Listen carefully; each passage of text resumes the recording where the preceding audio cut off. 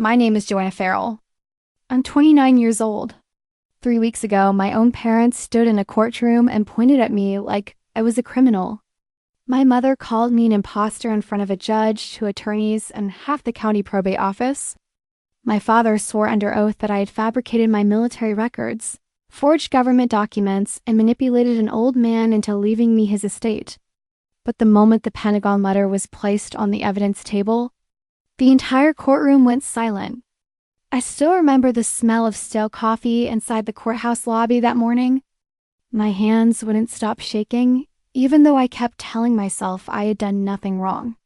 My parents walked in together wearing matching navy blue outfits, like they were attending church instead of trying to destroy their daughter's life. My younger brother Tyler smirked when he saw me sitting alone beside my attorney. He leaned toward my mother and whispered something that made her laugh quietly. That laugh hurt more than I expected, because growing up, I spent years trying to earn that exact smile from her. The lawsuit started after my grandfather passed away 6 months earlier. He had been a retired Air Force engineer who spent most of his life working under defense contracts he was never allowed to discuss. While the rest of my family ignored him during his final years, I visited every weekend. I drove him to appointments, organized his medication, and listened to the same stories over and over again because I knew he was lonely. When his will was read, he left me his home, his savings, and a sealed file marked for federal release authorization. That was when my parents changed overnight. The accusations began slowly at first. My father claimed Grandpa had been mentally unstable. My mother told relatives I manipulated him emotionally. Then Tyler started spreading rumors online that I had faked my background to impress Grandpa. None of it made sense until I realized what they were really after. Grandpa's property sat on nearly 14 acres outside Arlington, and developers had already started offering millions for the land. Suddenly, I wasn't their daughter anymore. I was standing between them and money. That night after the first hearing, I sat alone in Grandpa's house staring at the unopened federal envelope resting on the dining room table. He had told me not to open it unless things became dangerous. At the time, I thought he was confused from medication. But as I replayed the courtroom in my head, his warning felt terrifyingly real. My attorney, Denise Harper, called around 9 p.m. and told me something that made my stomach drop. "Joanna," she said carefully, "your parents filed a motion claiming you falsified military affiliation documents. They're asking the court to investigate you for fraud." I barely slept that night. Around 3 a.m., I walked into Grandpa's study and finally opened the envelope. Inside was a formal Pentagon certification letter confirming Grandpa's involvement in a classified defense logistics program and naming me as his officially documented civilian research assistant during the final 2 years of his work. Attached were security clearance records, payment authorizations, and signed affidavits from federal supervisors. I sat there frozen, staring at papers that completely destroyed every accusation my parents had made. Grandpa knew they would come after me. He had prepared for it long before he died. Before next part, if you're enjoying this story, don't forget to subscribe, and comment where you're watching from. Some of these family betrayals feel unbelievable until you realize how often money changes people completely. The next morning, I arrived at Denise Harper's office carrying the Pentagon envelope in both hands like it was something fragile enough to explode. Denise read the first page once, then immediately stood up from her chair and locked the office door. I had never seen her nervous before. She spent almost 20 minutes reviewing every document in complete silence while I sat across from her trying to steady my breathing. Finally, she placed the papers down carefully and looked directly at me. "Joanna," she whispered, "your grandfather didn't just prepare for this lawsuit. He predicted it almost perfectly." Hearing those words sent chills through my entire body. Denise explained that the records proved two important things at once. First, my grandfather had been mentally competent when updating his will because federal agencies had continued, authorizing his classified consulting work until weeks before his death. Second, my connection to his projects was legally documented, meaning my parents' fraud accusations could backfire badly. But what disturbed Denise most was the timeline. Grandpa had signed additional notarized statements 3 months before he died, specifically warning that certain family members might attempt to seize his estate through false testimony. My parents weren't just grieving badly. They had planned this carefully. By Friday afternoon, things became uglier. Tyler posted a long rant online claiming I had brainwashed Grandpa into believing I worked with defense contractors. He mocked me publicly, calling me Pentagon Barbie, while dozens of strangers flooded the comments section with insults. At first, I wanted to defend myself. My fingers hovered over the keyboard for nearly an hour while I typed and deleted replies over and over again. But then I remembered something Grandpa used to tell me whenever neighbors spread gossip about him.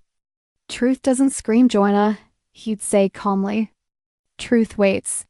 So I logged out without responding. That evening, Denise called me again with another update. My parents had requested an emergency hearing for Monday morning. They wanted the judge to freeze Grandpa's assets immediately and remove me from the property until the case concluded. I stared out the kitchen window while she explained everything, watching rain slide slowly down the glass. The house suddenly felt different. Every room carried memories of Grandpa teaching me chess, helping me study, or quietly slipping $20 bills into my backpack before college exams. The idea of losing the house didn't scare me because of money. It scared me because it felt like losing the last person who had truly loved me unconditionally.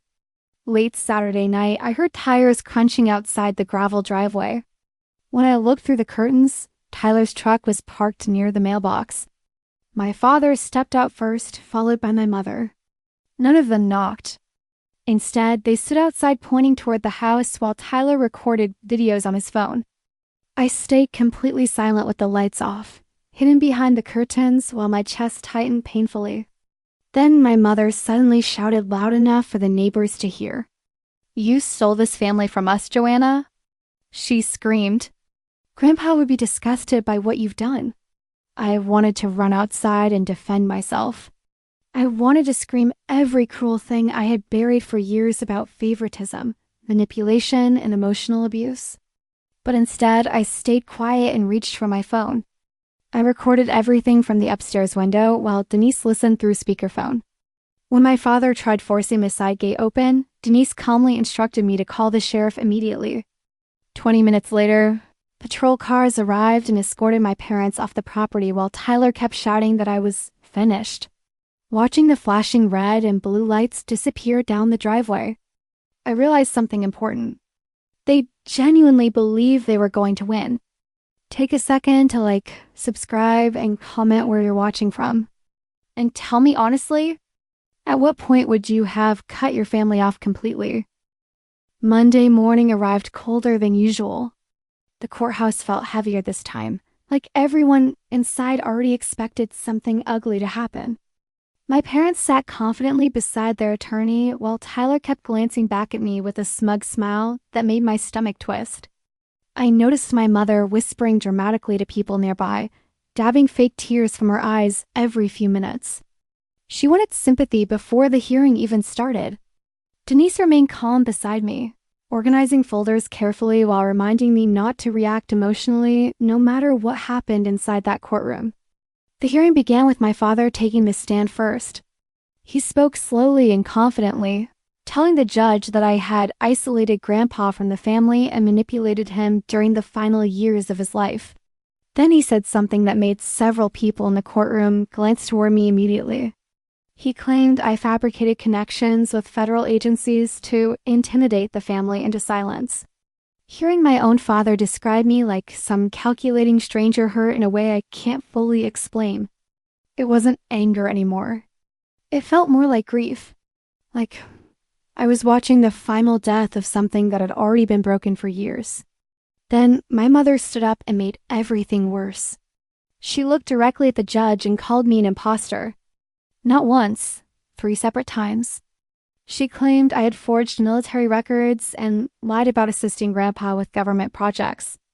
Tyler even submitted printed screenshots from social media posts where strangers mocked me online. They wanted the court to believe I created an entire fake identity to steal inheritance money. At one point, my mother actually pointed at me and said, "That girl has been deceiving people her entire life." The courtroom became so quiet after that sentence that I could hear papers shifting across the clerk's desk. I expected Denise to respond immediately, but she didn't. Instead, she waited patiently while my parents finished talking. That silence unnerved them more than any argument could have. Finally, Denise stood up, walked calmly toward the evidence table, and placed the Pentagon letter in front of the judge without saying a word. I'll never forget the expression on my father's face the moment the official federal seal became visible. His confidence disappeared instantly. Tyler stopped leaning back in his chair. Even my mother's mouth slowly fell open as the judge began reading through the documents carefully. For nearly 5 minutes, nobody spoke. The judge reviewed every page while the entire courtroom sat frozen in complete silence. Then Denise finally explained what the documents contained. Federal certifications, security clearance authorizations, signed affidavits confirming my grandfather's consulting work and my verified involvement as a civilian assistant. She also presented Grandpa's notarized statement predicting that family members might attempt fraudulent claims against me after his death. My mother's attorney interrupted twice trying to object, but the judge shut him down almost immediately. You could physically feel the energy in the room changing second by second. Then came the moment that truly shattered them. Denise requested permission to play a recorded video statement Grandpa had made shortly before his death. The judge approved it. Suddenly, Grandpa appeared on the courtroom screen looking tired but completely clear-minded. He spoke directly into the camera, calmly explaining why he trusted me and why he intentionally excluded the rest of the family from major inheritance decisions. Then he said one sentence that made Tyler visibly pale. "If my family attacks Joanna after I'm gone," Grandpa said quietly, "it will only prove I made the correct choice." The courtroom never fully recovered after Grandpa's video ended. My father kept staring down at the table like he was trying to avoid eye contact with everyone around him. Tyler looked furious now instead of confident, whispering aggressively to their attorney every few seconds, while my mother sat completely frozen beside them. But the worst part for them wasn't the embarrassment.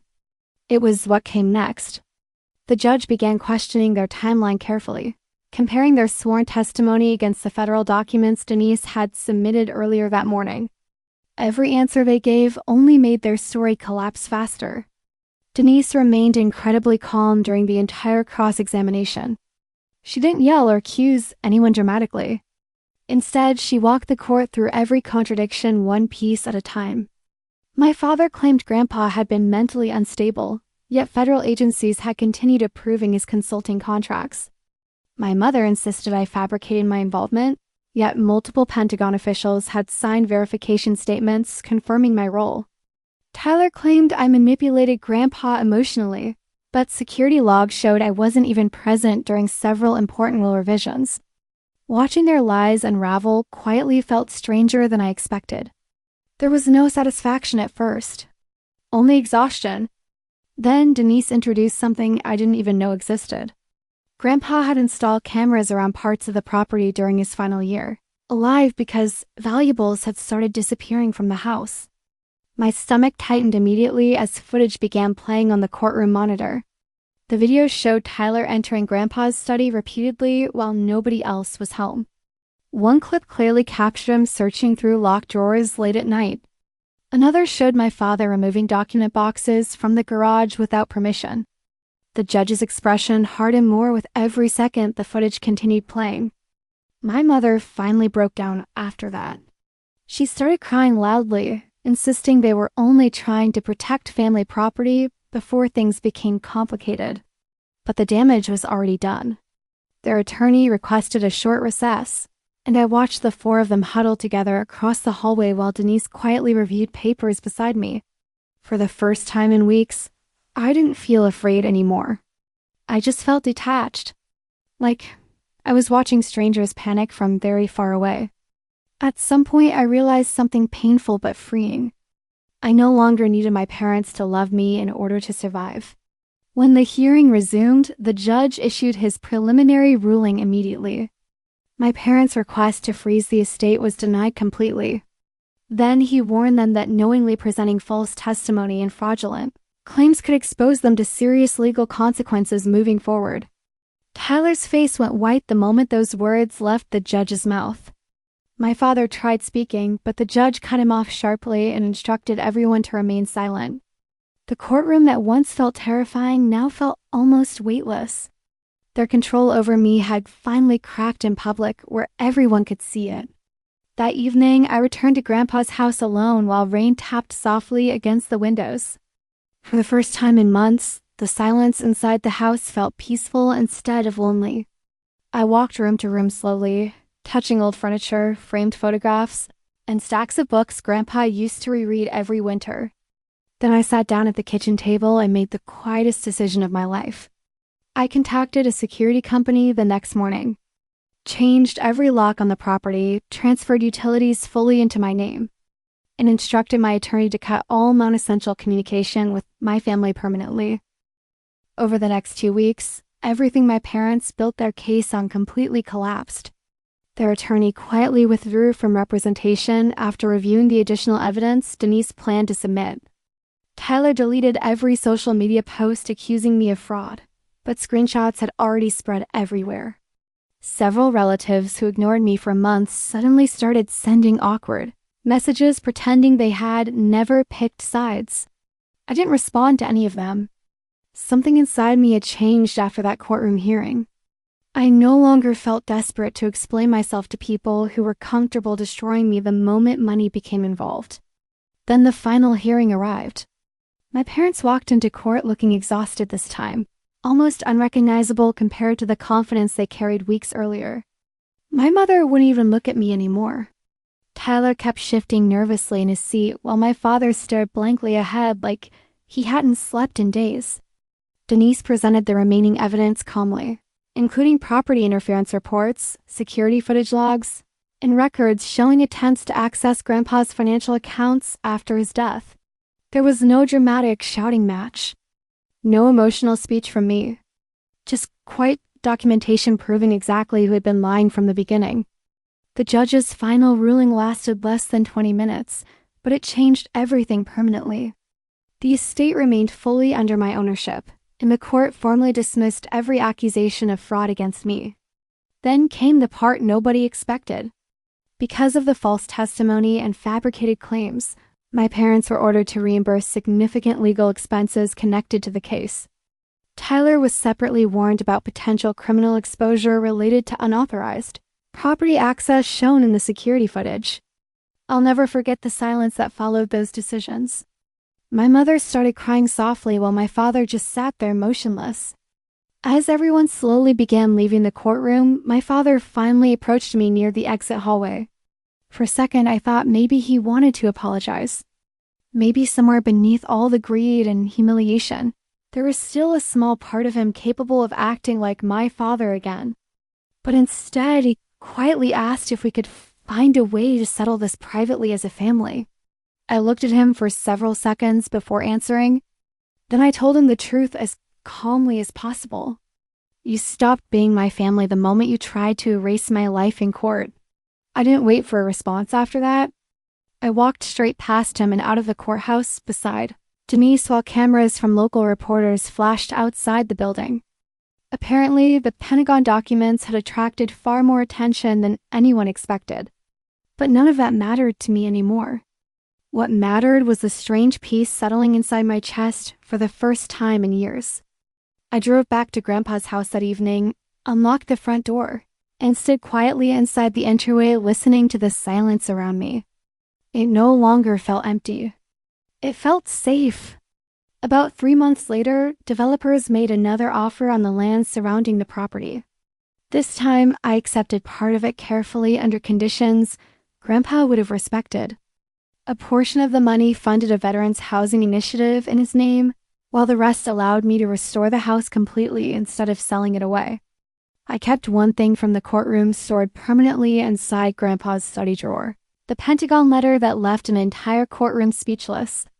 Not because it proved I was innocent, but because it reminded me that truth does not need to scream when lies eventually destroy themselves.